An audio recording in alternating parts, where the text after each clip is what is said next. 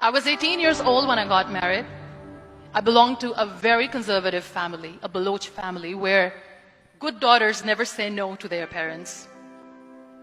My father wanted me to get married, and all I said was, if that makes you happy, I'll say yes. And of course, it was never a happy marriage. Just about after 2 years of getting married, about 9 years ago, I met a car accident.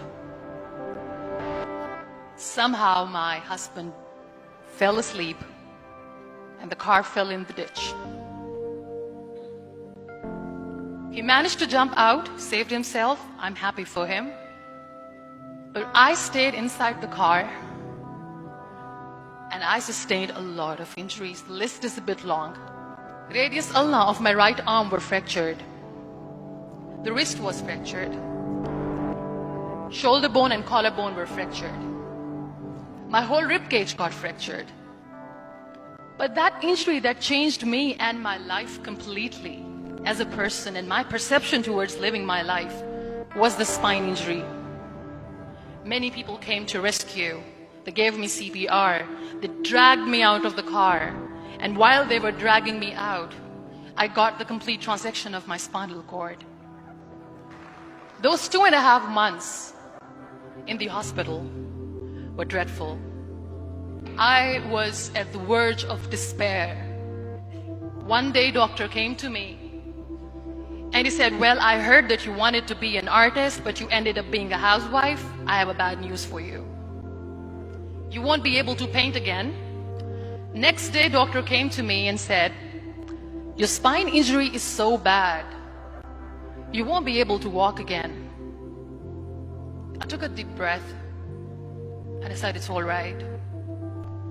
The very next day, doctor came to me and said, because of your spine injury and the fixation that you have in your back, you won't be able to give birth to a child again. That day, I was devastated. And that is where I started to question my existence. Why am I even alive? What's the point of living? So what kept me going was, one day I asked my brothers, I know I have a deformed hand, but I'm tired of looking at these white walls in the hospital and wearing these white scrubs. I'm getting tired of this. I want to add more colors to my life. I want to do something. Bring me some colors. Bring me some small canvas. I want to paint. So the very first painting I made was on my deathbed, where I painted for the very first time. What an amazing therapy it was. Without uttering a single word, I could paint my heart out. I could share my story. People used to come and say, what lovely painting. So much color. Nobody could see the grief in it. Only I could. And that day I decided that I'm going to live life for myself. I am not going to be that perfect person for someone. I am just going to take this moment and I will make it perfect for myself. That day I decided that I'm going to fight my fears. So I wrote down one by one all those fears. And I decided that I'm going to overcome these fears one at a time. You know what was my biggest fear? Divorce. But the day I decided that this is nothing but my fear, I liberated myself by setting him free. And I made myself emotionally so strong that the day I got the news that he's getting married, I sent him a text that I'm so happy for you and I wish you all the best. And he knows that I pray for him today. My biggest fear, number 2, was I won't be able to be a mother again. And that was quite devastating for me. But then I realized there are so many children in the world, all they want is acceptance. So there is no point of crying, just go and adopt one. And that's what I did. I gave my name in different organizations, different orphanages. 2 years later, I got this call from a very small city in Pakistan. I got a call and they said, are you Muniba Mazari? There is a baby boy and would you like to adopt?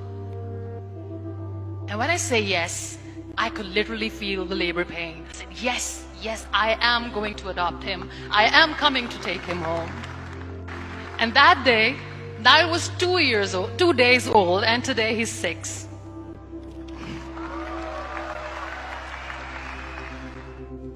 So I decided that instead of starting an NGO for disability awareness, which I know will not help anyone, I started to appear more in public.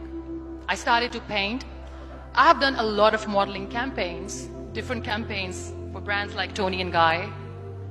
I decided that I'm going to join the national TV of Pakistan as an anchor person, and I've been doing a lot of shows for the last 3 years. I became the National Goodwill Ambassador for UN Women Pakistan, and now I speak for the rights of women, children. I was featured in BBC 100 Women for 2015. I'm one of Forbes 30 under 30 for 2016. So when you accept yourself the way you are, the world recognizes you. It all starts from within. We have this amazing fantasy about life. This is how things should work. If that doesn't happen, we give up. So my dear friends, let me tell you one thing. I never wanted to be on the wheelchair. Never thought of being on the wheelchair. This life is a test and a trial, and tests are trials. Are never supposed to be easy. So when you're expecting ease from life, and life gives you lemons, then you make the lemonade, and then do not blame life for that. It is okay to be scared. It is okay to cry. Everything is okay, but giving up should not be an option. They always say that failure is not an option. Failure should be an option, because when you fail, you get up, and then you fail, and then you get up, and that keeps you going. Embrace each and every breath that you are taking. Celebrate your life. Live it. Don't die before your death. So be grateful, be alive, and live every moment. Thank you so much, everyone. Thank you.